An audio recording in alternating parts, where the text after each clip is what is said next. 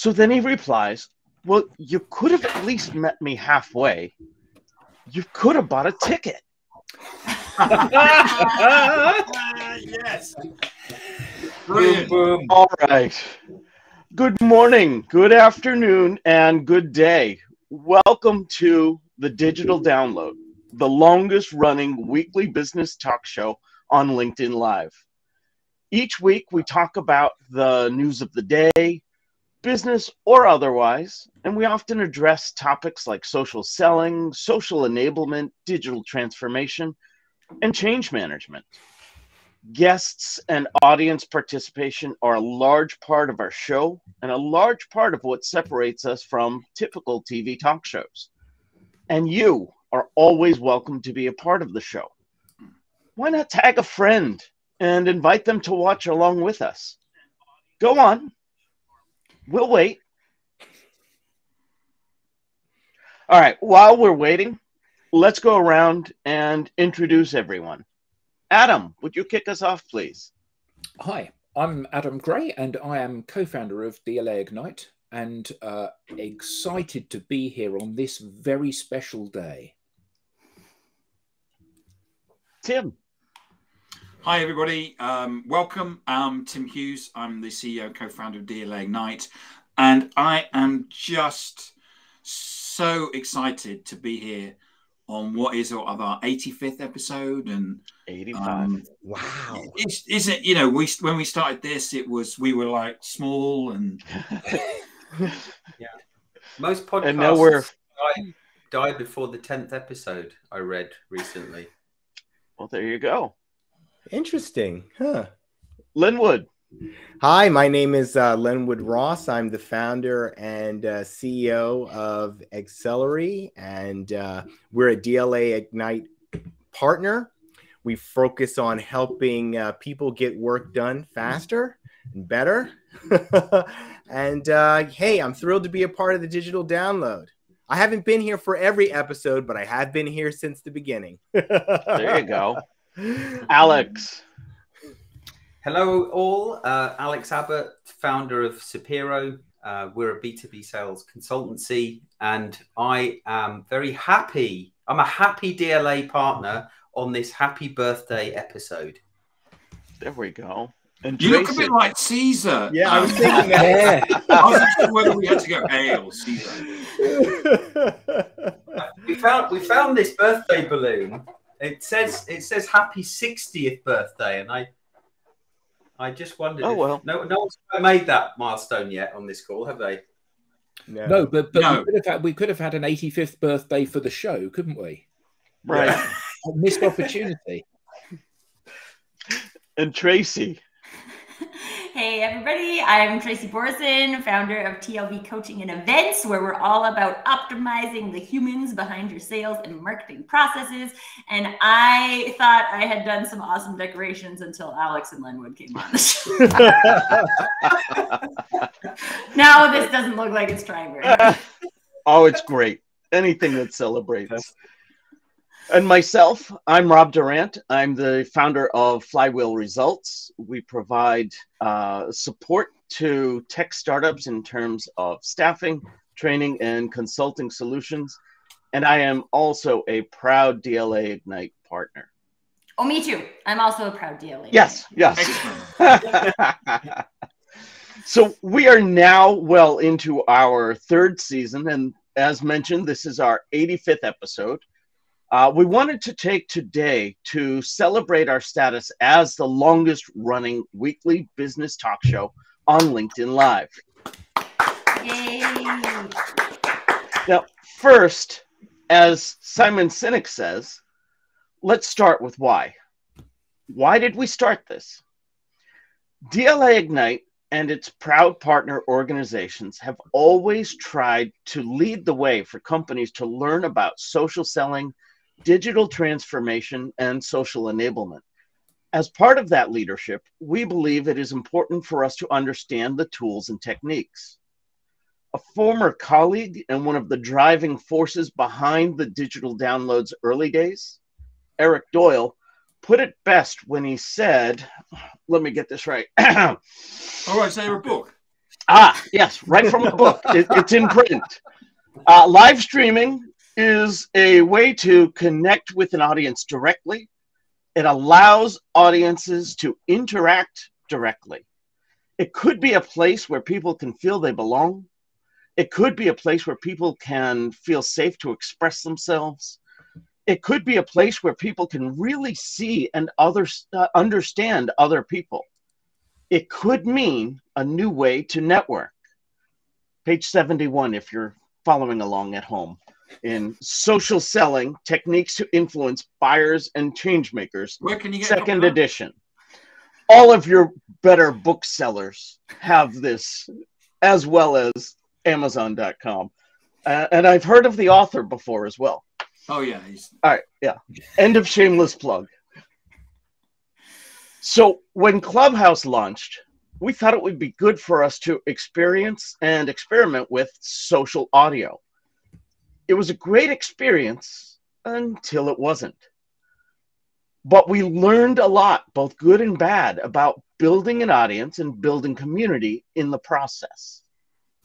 Soon after, some on our team were granted access to this new thing, LinkedIn Live, a social video platform. Our first video streamed to LinkedIn Live was a Clubhouse after show, follow-up on April 16th, 2021. We called it Social Selling and Influence on Clubhouse. Are we multi-channel? Just like the name of the Clubhouse event that preceded it. The following week, we did another Clubhouse after show based on the Clubhouse event. With so many social networks already, how do you decide if you should join the latest one? But then on Friday, April 30th, 2021, we broke from the Clubhouse after show model and had a panel discussion on LinkedIn Live.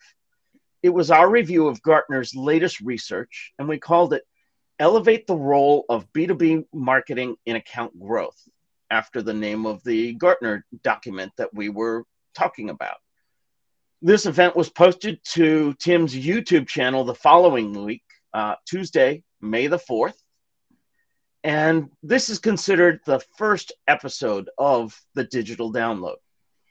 Now, initial shows had panelists scour the internet, well, mostly just LinkedIn, for posts that we thought were interesting. We would share the post with the audience and go around the panel discussing things we thought made them interesting. As the show evolved, we started putting themes to our shows. The content we would bring would center around a given topic. And what better way to learn about a topic than to learn from a subject matter expert? We started inviting guests to the show, and each was an expert in their given field. That's when the conversations really flourished. Today, we want to highlight some of the various things that have stood out to us. So each of us will go around and share with the audience highlights of different episodes, highlights of different topics, highlights of different guests. Your typical clip show, if you will, without the actual clips, because that took too much technical work. Anyone care to share with us some of their favorite memories? Yeah, I'm happy to kick off with that. So it's interesting, actually, because obviously we've been going for some time now, and it's hard enough to remember all the different guests that we've had on over the 3 years, let alone what they spoke about and the specific learnings. But I think it's fair to say that every single show, I certainly have learned something from someone, whether it was a topic that I was fascinated by or a topic that I became fascinated by as a result of the guests that came on. So there are a few, and I know that some of you are going to talk about some of the guests that I don't mention here. So key things for me were Orlando Mercado, who spoke about the power of data to make faster, better decisions, what's working and what isn't in the world of data. Scott Russell, who basically came on and gave an inspirational talk about entrepreneurship and how you can use the wealth that your business creates for good. I love the talk from Leah Schmidt, who came on and used her own description of herself. She said, "I'm a cross between a psychologist and a priest," talking about how to be more creative and how you can empower yourself to do stuff. And going back and watching all of these different episodes, I've revisited them and I've re-energized my excitement by what was being spoken for. But for me, the one that I enjoyed the most, and the one I think that I've actually used the most, was when we had Dr. Hazel Harrison come on. So she spoke about the fact that in order to be happy, a good starting point for that is to have a wellness and happiness model. And she uses a wellness and happiness model that was developed by a guy called Marty Sligman. It's the PERMA model for happiness and well-being. PERMA, P-E-R-M-A. P, positive emotion. Things that feel nice, such as joy, awe, love, hope, serenity. That this is something that we need to practice every day. Engagement, how we apply our attention, whether we are thinking about the present or reliving the past or thinking about the future, but being there in the moment mostly so that we can fully enjoy the experience that we're having. R, for relationships. The biggest predictor, apparently, of our long-term mental health and happiness is, do we have good relationships with people? Now, the interesting thing that she said was that we don't need loads of relationships. If you have one person that you're really close to, that's good. If you have more than one, that's good as well. But you need to have somebody that you can really rely on and somebody that you can lean on in times of trouble. M, meaning. The sense of why you get out of bed in the morning, your sense of purpose. What is it all for? Why are you doing this stuff? Why have you chosen this career? What motivates you and drives you on? And then lastly, achievement. We all need to get a sense of accomplishment. And another interesting thing that she said in her talk was that if we don't have any challenges in our lives, this often makes it quite difficult for us to be fulfilled. People that are extremely rich or extremely successful that kind of opt out of challenges and development and doing things often become deeply unhappy. They become like an adult baby, sucking on a bottle and never getting out of bed because there's nothing for them to do. So that sense of accomplishment, we all need to feel that we've done something or learned something or achieved something, if not every day, then fairly frequently. So that's something that I try to live by since she came on and explained that to us. So PERMA, P-E-R-M-A. So that's my key takeaway and the thing that I've most benefited from, I think, during the course of the show. That was one of the episodes that really stood out to me as well. But actually, it was for something completely different. Right. We talk a lot about audience and community. And as the show has evolved, I believe our understanding of that has evolved as well. But even early on, to me, that showed what kind of community we have here. Because during that show, we had one audience member reach out and ask for help. It was clear that there was some type of mental health crisis at play. Immediately, we had panelists and audience members responding and providing the support that they were seeking. That's not what you get when you have audience, but that's absolutely what you can hope for when you have community. I loved that episode for, of course, Dr. Hazel's presentation, but I also loved that episode for how everyone else heeded the call. That was just amazing to me. Yeah, but one of the things, so mostly this week, I have been watching old shows. And one of the things that has been really insightful for me is the depth of ignorance that I have on so many different topics. So we've had on some some people that are incredibly talented, incredibly successful, incredibly well read on these topics, some people that are globally acknowledged experts and leaders in these topics. And watching the shows again, I have sat slack-mouthed whilst I've been soaking up the brilliance that they have imparted and the inspiration that they've given.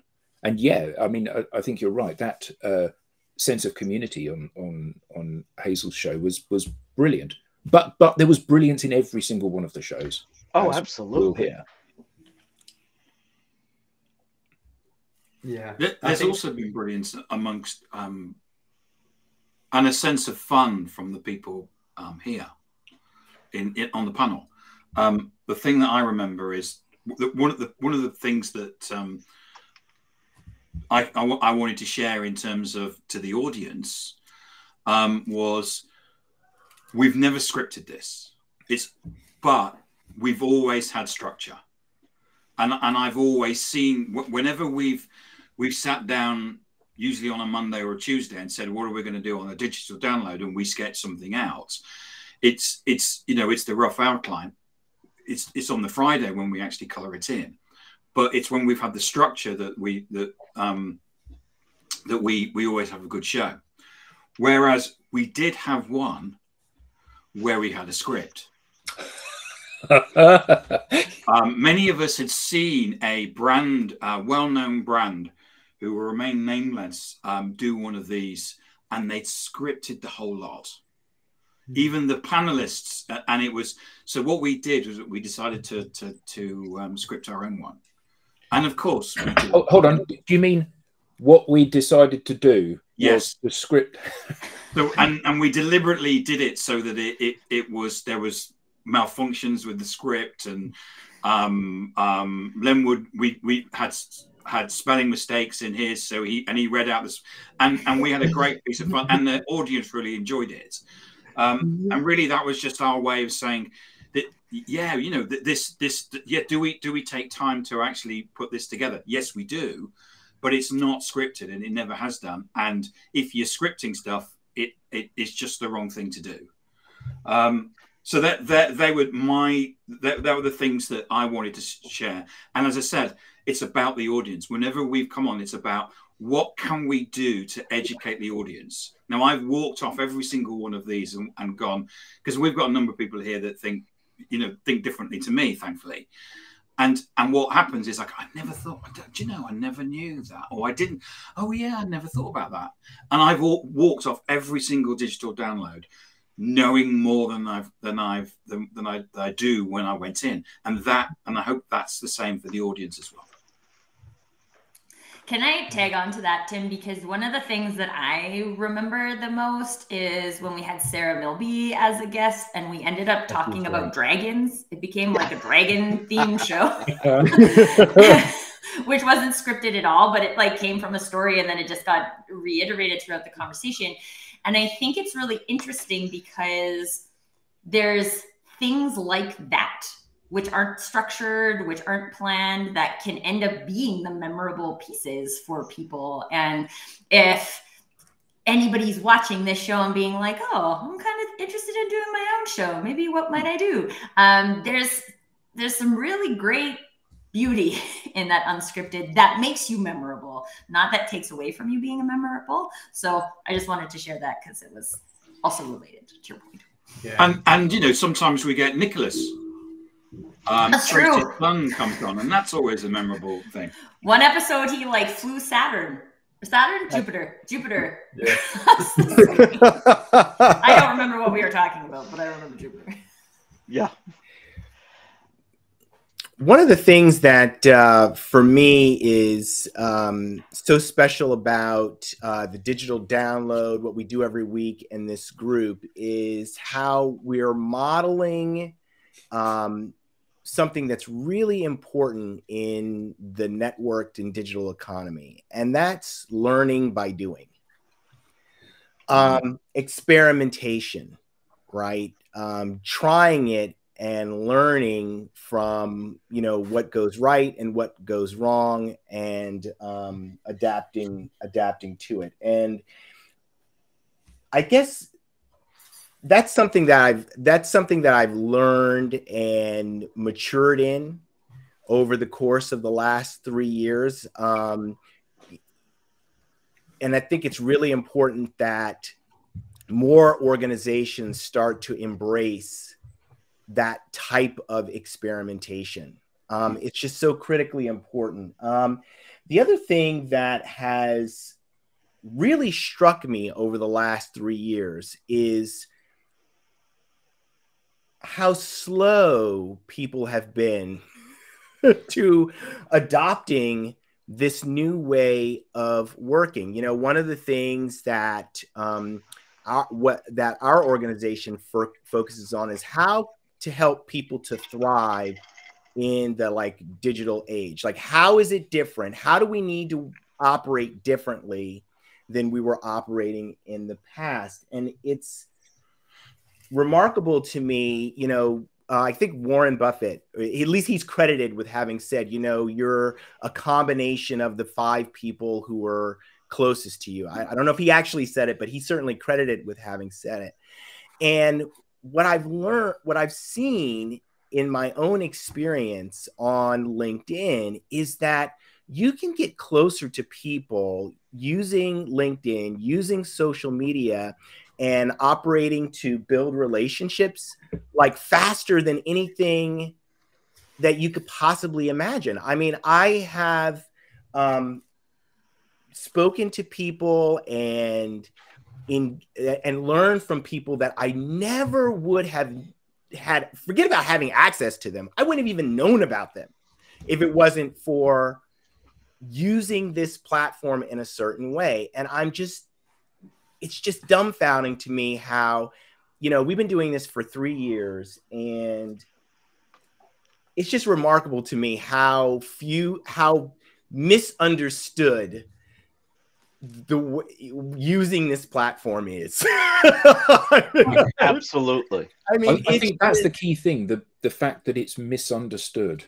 Yeah. You know, everybody knows how to behave in order to forge a relationship with someone else. Everyone on the planet knows how to do that.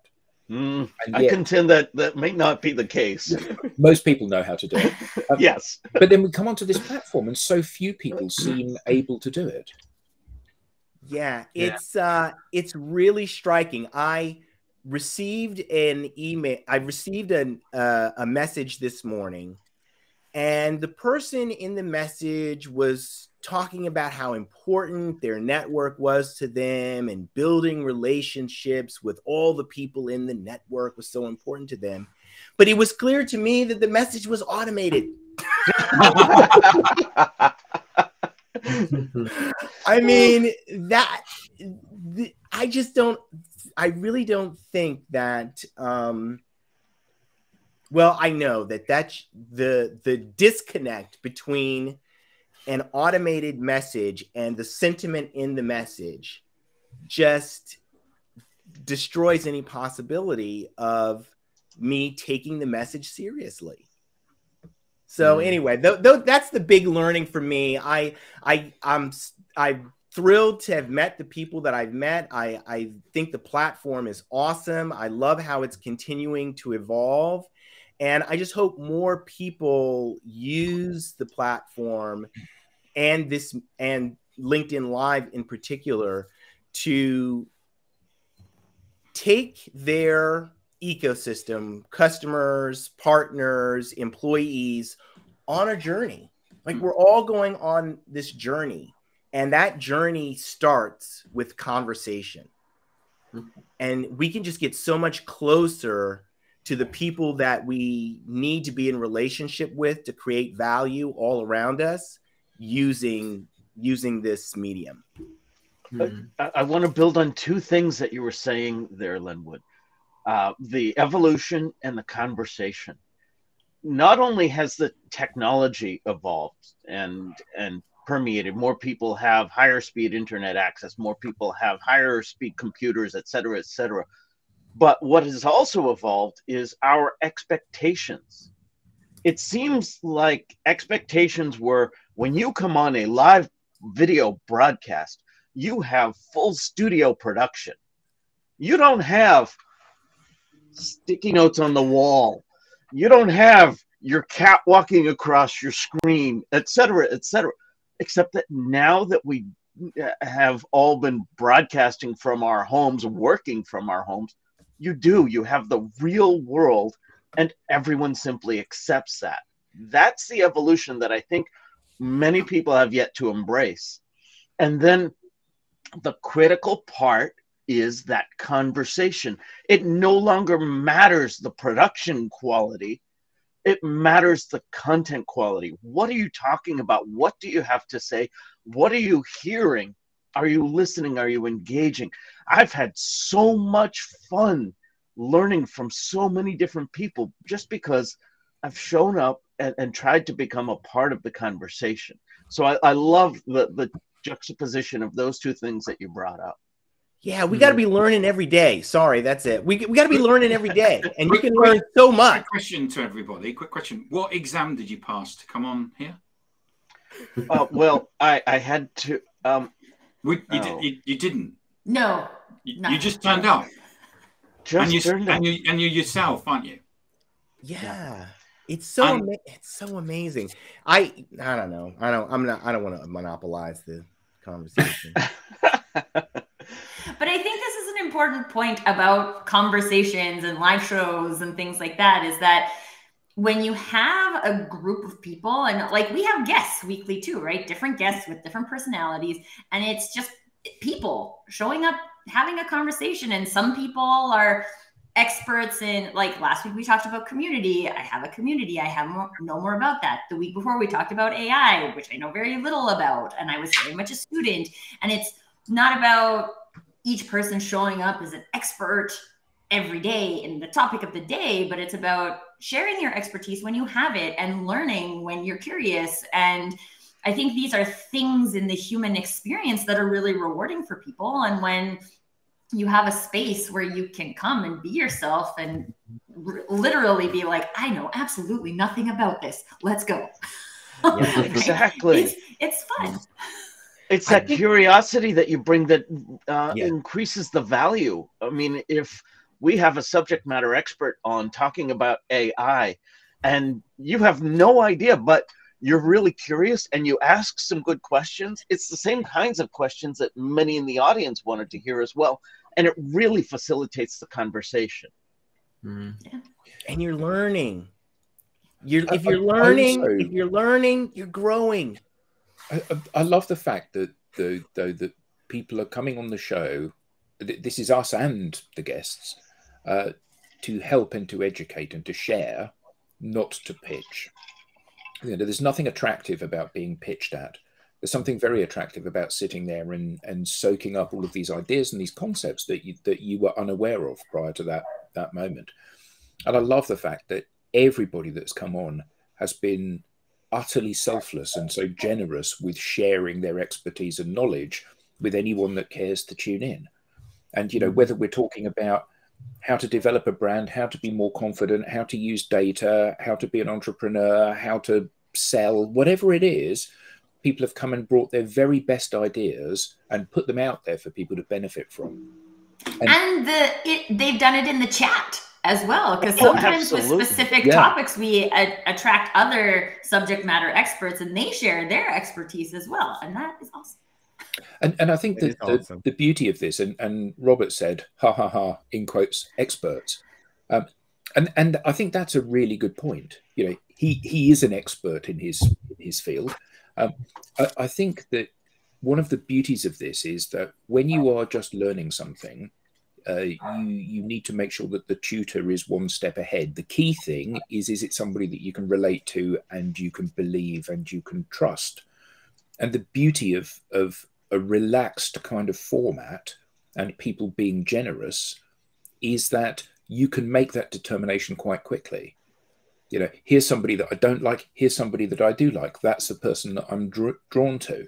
And for this part of the journey, that's therefore the right person for me to be drawn to.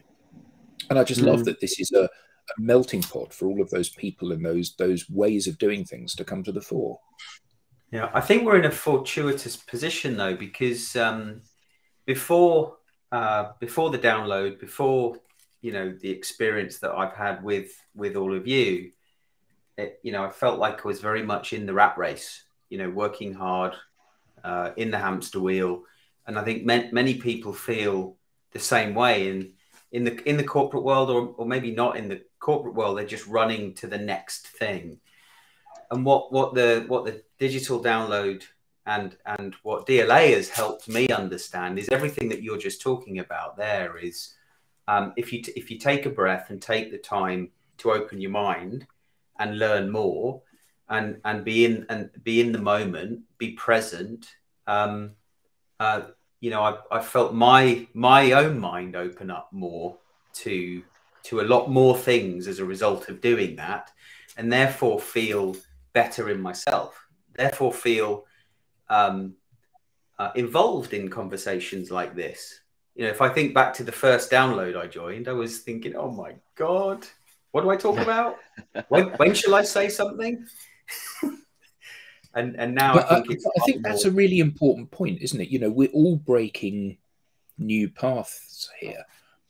And I think that for each of us, that, you know, we do regular shows of one form or another, be they audio shows or live streams like this or recorded videos. And I think all of us, if we look back at the first one we did, we'd be horrified now. You know, we go, oh, I can't believe that I was that bad. And actually, I think that the key thing about all of this digital world is that you have to jump in with both feet. And really interesting comment here from Amy. The never-ending, let me help you grow your audience connection request with less followers than you pitch. Please tell me how that works. But it isn't just the, let me help you grow your audience when I've got 4 followers. It's the, let me help you show you how to create content when I haven't published anything for 3 years, or let me show you how to engage with people, or let me show you how to grow your business when I'm having to walk to the office rather than drive to the office, or, you know, whatever the metaphor is that you choose to use. You know, I think that one of the beauties of this digital space, particularly the LinkedIn type space, is that you can absolutely see whether somebody is walking the walk or whether they've just read these concepts in a book. You know, so if you claim to be an expert at something, that should be evidenced by all of your behaviors. And it enables you to weed out the real experts and the pretenders to the throne really quickly, doesn't it? Yeah. I always love the person that will teach you to be a LinkedIn expert who isn't a LinkedIn expert. I don't get how does that person make a living? Yeah. Maybe it's the right There's now, lots of gullible people, Tim. Yeah. But obviously is. It obviously is. Yeah.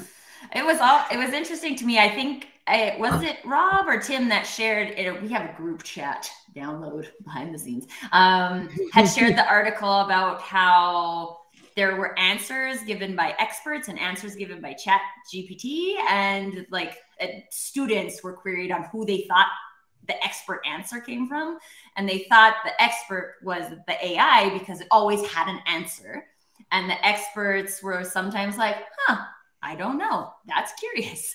And I always think that is one of the things I think about this show, is like, that's how people show up as experts on this show, right? Like there's a new thought and then they get curious about it, and you can learn and grow versus having the same answer every time. Like if you come, if you're a regular, you know this, but if you're new to the show, if you come, you're not going to hear the same thing every show. You're going to hear something different, even if it's 2 shows on community or 2 shows on AI. There's always new thoughts, new ideas, new questions. And I think Rob had asked a question about how do we change the knowledge of the masses. I think this is an activity that people need to get involved in, right? Like people have to want to come and challenge their own perspectives. And Tracy, it's Robert. What did I say? Rob. Oh, it's Robert. Robert. Sorry, Robert. I'm okay with being corrected because I want to get it right. Robert said, anyway, changing the knowledge of the masses. I think the masses have to want to participate, right? Because there's always places you can come. And if there are growth mindsets and people asking questions about things that make you uncomfortable, the easy thing to do is just, let's go watch cat videos on YouTube because those aren't changing my perspective. Right? Let's all head over to cat videos. Well, you know, it's interesting because I think there's a tendency among people when something is unfamiliar to say, those people know and I don't. And so I really don't have anything to contribute, or I really don't have anything to share. And I can remember being in corporate America and having the realization that the executives or more senior people really didn't have any answers. You know, that they were just figuring it out. And I always had this impression like, you know, they had the answers and I didn't have the answers, and I kind of needed to. But then once I realized that they didn't have any answers, then I realized that I could participate and offer, you know, what I had, whatever that is, to the conversation, and maybe change a perspective, or, you know, just by sharing, you know, my viewpoint. So I say all that to say, you know, we're all on a journey. Everybody's on a journey. And when we put down the mask of pretending that we know or somebody else knows, and we really just get in there and say, you know, it's okay to not have all the answers. It's okay to, you know, be afraid. It's okay. You know, those are totally normal things to be. And when we're, you know, when we're pretending that we know and pretending we have all the answers, that pretense is the problem. And I think that's really holding so many people back from, you know, it is like a fixed mindset, growth mindset kind of thing. You know, like when you try it, you know, even if you kind of fall or you kind of fail, hey, that's okay. You know, there's another digital download next Friday. You know? Jensen's got a little friend. Look. Oh, look at there. Yeah, he's challenging the cat videos theory. Yeah, it's dog versus cat. I vote dogs. Just so everybody knows. But I have Lenwood, I had a similar experience, maybe a little bit flipped though, when I was in Toastmasters. So I took Toastmasters in university, my entire university career. And by the time I was graduating, there were a bunch of young people who have come in. And in Toastmasters, you do a speech and then there's an evaluation. There's always someone who gives you an evaluation. And I got to the point where people gave me evaluations like, that was great, I wouldn't do anything different. And I was like, this is not helpful. And because you are you and you're actually a more junior speaker, you have a different perspective than even a senior speaker can give me. And I want to know what you think I could do differently. And it was interesting because although I tried to like create the space for people to at least know that that's how I felt about evaluations, there was still this kind of self-confidence piece that people have to bring to the table to say like, you know what, maybe I don't know everything. I'm not pretending to be an expert, but I am curious. I am paying attention. I do have a different perspective. And maybe there's a question I can ask that will move the entire conversation forward. And I think there is that kind of personal decision you have to make to say like, yeah, I'm going to show up and share what I know or ask questions when I don't and just participate. Yeah, yeah. When you have that, particularly on social media, and one of the things that, you know, Adam and Tim really helped with in terms of, you know, I mean, these guys are the innovators, right? And so they've helped all of us to develop and grow. And, you know, it's just that putting that, you know, like the first article that I wrote, it's kind of funny. The first article that I wrote, published on LinkedIn, there were 2 likes on that article, me and my assistant. Nice. And it was okay. You know, I'm still here. And, you know, 80 some articles later, many more people have read them and liked them and provided comments. So, you know, it's just, I do think there is this element of, you know, getting out there and not, you know, just overcoming that fear of failure, that fear of rejection. That was something early on that was really challenging for me, that fear of rejection. You know, those are real things that people need to address as they're going through this journey. But it's really important to be able to address them, because how we meet people and build relationships has changed. Yeah. And we've got to be able to get out there, because all of this is just getting so much faster. Now we've got AI that's really, I mean, I would say I was a little more negative about AI. And then yesterday I had an AI experience that was like, oh, like this is the best thing ever. Like it transformed my thinking about AI and how AI might be able to help me.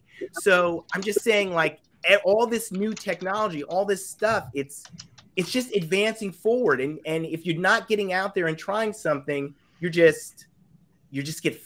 farther and farther behind, and that's just not good. Yeah, I think the trying thing is the key thing here.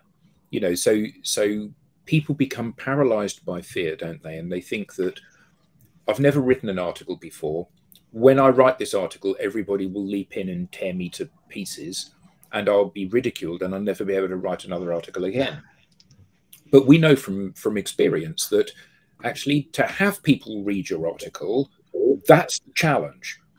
So the first article you write, it doesn't matter how bad it is, nobody's going to read it. Or the third, or the fifth, or like the first show you do. But like the first show you do, no one's going to come to it. So actually, it doesn't matter how bad you are, it isn't going to do any damage.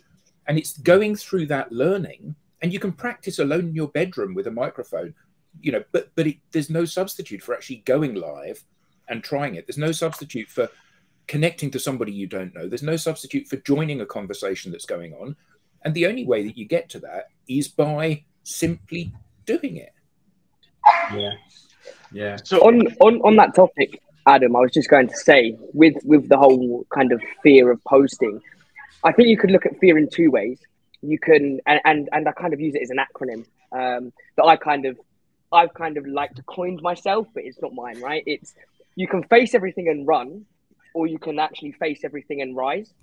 So if you write that out, it's exactly the same using the letters, but again, it's just it's your choice, really. It's up to you to run away from your fear, or it's up to you to ise and face it head on. That's beautiful. Yeah, very great. I think it's safe to say you did coin that. You were the first. We're all going to give you credit for it. Remember where you heard it first. There we go. The digital. A great man once said. So some highlights for me include when we invite guests on the show. I've had some conversations with people in my network and then thought, wow, you have a really interesting perspective. If I'm learning, the digital download regulars would enjoy learning it too. So for example, we had Isar Mendes on, and I was having a conversation with him about audience versus community. Truly, that was the first time I had thought about the difference, but definitely not the last. I really enjoyed what he had to say when he came on the show to share his insights there. And it has sparked conversations since then, even without him continuing that conversation for us. And Tracy, you mentioned Sarah Milby on the show. One of my favorite parts about having her on the show was just how at ease she became with all of us as we started talking about dragons and so on. And later in the show, somebody asked something in here, her sphere of influence, and she said, well, I'm not going to give you an answer to that. I'm not going to tell you what you should be doing or how to do it, or something to that effect. And I was able to razz her right back. Well, Sarah, that's why we brought you on the show. And, she just rolled with it, because everyone that has come on has been, just one of the family. It's just been that type of comfortable community. Yeah. It's a good question, Robert. It's a good question. We've asked him. Yeah. We haven't actually asked him, but we should do, yes. Robert asks, when are you going to have Elon Musk on the show? Right here.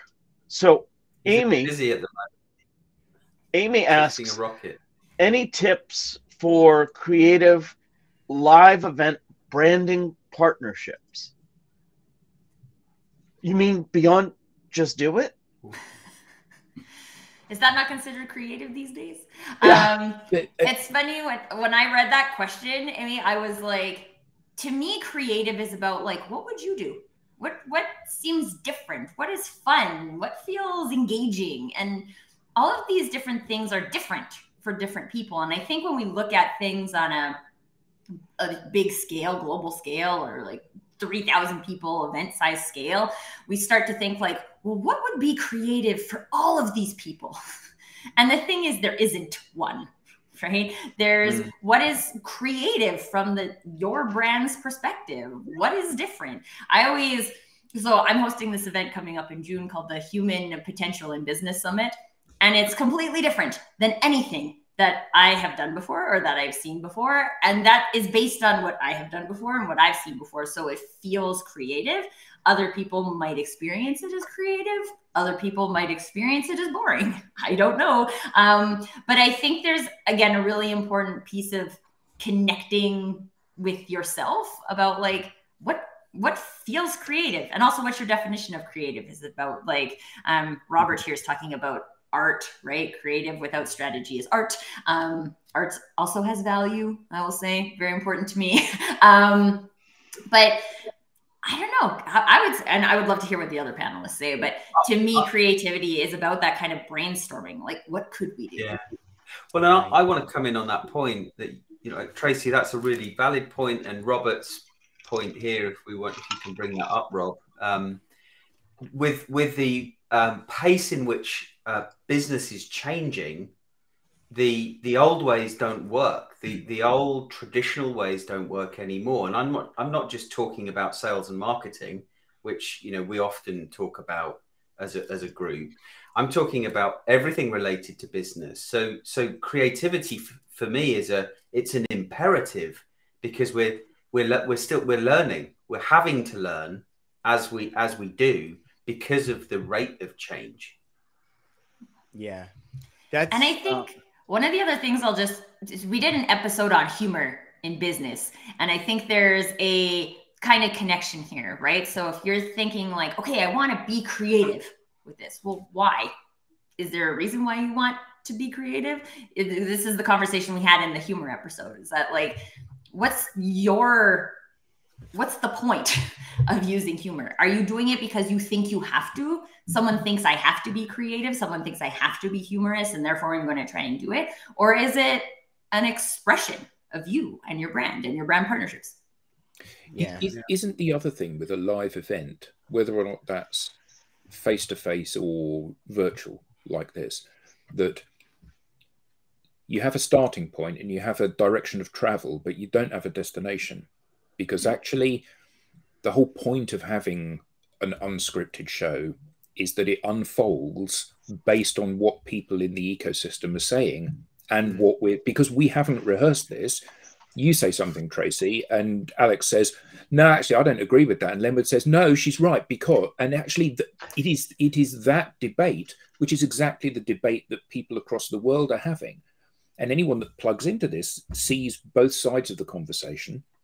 And the comments that we have, in the comments, are driving the things that we talk about. And we know that we're talking about, the starting point is what's happened over the last 3 years.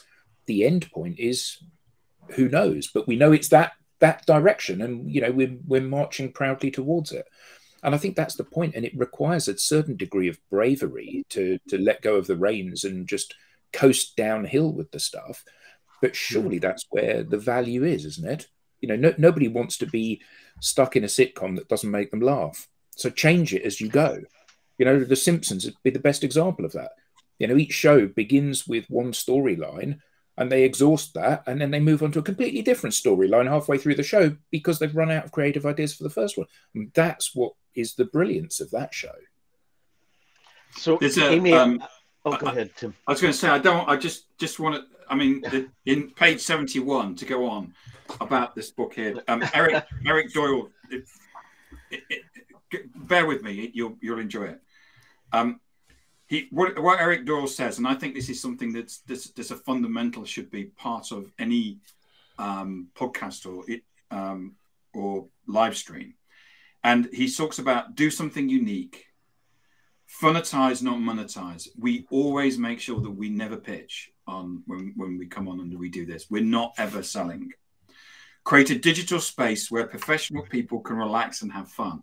We have a psychological safe space where each of us can disagree with each other, but we can still remain friends. And in fact, disagreeing with each other is encouraged, because that's often the way that we learn. Create a community of support and togetherness. And that's what we've been trying to do with the audience. And many of us have connected with the people in the audience, and the audience connect with each other. And quite often we'll have a discussion going on in the audience. And the final point is what Eric says is make it all about the audience, not the presenters. Mm-hmm. And I think that's a really powerful, and if you don't have the book, it's social. Anyway, sorry. So just to build on that a little bit, Amy, I was having a conversation with somebody over the weekend about this very thing. So my glib answer of just do it, well, probably not enough. But the other thing that I would say, and I believe it aligns with what Tim was just reading, is an event like this, a broadcast or so on, this is what I would refer to as planting season, not harvest season. If you're coming here to sell, you're going to fail. If you're coming here to share with like-minded people, an audience of whatever aligns to the branding, then you're going to have some people who raise their hand and say, yes, I want more of that, and join in and participate and grow. And that's what community does. This is not a pitch, because we realized early on, if we came on here and pitched every week, then like most podcasts that don't last 10 episodes, neither would we. So instead, we use this as an opportunity to expand our own ideas. And it's just vaguely centered around a topic or two. But mostly it's whatever is interesting to us that given week. Yeah. So a couple of comments in the chat, Robert, to catch up with. Look, What about the one that says I won the internet That was too today? fast. I didn't have a chance to read it. and here's Phil's launched his own podcast. Brilliant. Well done. Thank you, Phil, for telling us that. I'd like to talk a little bit about this idea of creativity and the purpose of creativity, and what Robert talked about in terms of, strategy versus art, right? So if you think, well, I don't want to get into that. I'll go off too far on a tangent. Here's what I'll say. In a networked economy, which is the kind of economy that we have, it's the networks are increasing, the connections are increasing, and we're only going to have more of it. Relationships are absolutely critical. And the creativity is about differentiation. Being creative helps you to differentiate. And if you want to take this from a business perspective, what you need to do is bring your customers and your partners and your employees through a journey that begins with a conversation and ends with them feeling closer to you and enabled by you. And community is like halfway in between. And when we're building a community, we're actually not thinking about the people who are participating as an audience. The participation is what makes it a community. So, I think there's like a misunderstanding, I will say generally, about what engagement is all about. And, you know, that's why you see so many people come onto LinkedIn and they want to monetize an interaction, but it's not about the interaction. It's about starting with a conversation and moving the partner, customer, employee from conversation to participation to enablement. Those are three different levels of engagement. And when we're partnered with someone, when we're making something with someone, that's as close as we can get. That we're going to be building trust, we're going to be doing something together, and we're going to feel better about each other after we've created that thing. But surely going viral is going to make us millionaires, right? Surely. So my favorite guests were Brent Adamson. I mean, going back to what Adam said about selflessness, you know, he came on and said, you can ask me anything about Challenger, you can ask me about anything about what I'm doing now, you can ask me anything about the research we did at CEB or Gartner, and we went into a lot of detail. And we could have stayed on there for more than an hour. I mean, we ran, in the end, we ran out of time. Simon Kemp. Yeah, Simon was awesome. So Simon, if you don't know, for the audience, Simon creates this research. It's become the research on social media. If you don't follow him on LinkedIn, you should do. And he comes out every quarter and he dissects all the different bits of data and comes up with insight and conclusions. He came on and he talked about all kinds of different things that are going on, like the difference between search and the difference between discovery, because he'd recently come out with some research that shows that now most people under the age of 30 use social media to search rather than actually going to search engines. And this was actually before all of the stuff about ChatGPT. So, you know, he was a guest of mine. And the final one was 11 months ago. Patrick Joyner joined us from the Institute of Sales Professionals, where we launched a certificate that we got from the Institute of Sales Professionals. So those are the three highlights for me. Plus, we joined a special club. It was last week, wasn't it? We joined a special club, which was we got trolled.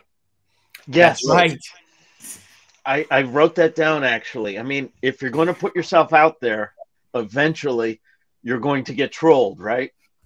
Well, yeah. You know, we may not have gone viral, but we did get trolled, so that's a tick, isn't it? Yeah. That Simon Kemp episode where he talked about discovery, that was a significant aha moment, because when you're active on social media, you're going to discover a lot of things. And I think that if more executives understood the discovery that happens on social media, they would encourage a lot more, because that's one of the things that you know, Steve Jobs talked about in terms of why they created the Office and why they put things together, because they wanted people to bump into each other and have conversations and discover something. For those that may not have heard it, so when we use search, what we do is that we go to search for an answer. So it is, give me the top 10 Italian restaurants in London. And the problem is that what happens is that we quite often go to search and it gives us the wrong answer. So if you go to search, go to Google and say, give me the top 10 CRM systems, it doesn't actually give you an answer because everybody buys that search. But what we do is that we go to social media without necessarily understanding the question that we want to ask. In fact, and that's where we're doing the discovery. All right, we are at the top of the hour. Go, Rob. So I wanted to thank everyone again for being active participants. Thank you to our audience. Thank you to the panelists. Thank you for 3 great seasons. Let's continue this process. This has been fabulous. Until next week, everyone. Happy birthday, everybody. Happy birthday. Happy birthday. It's the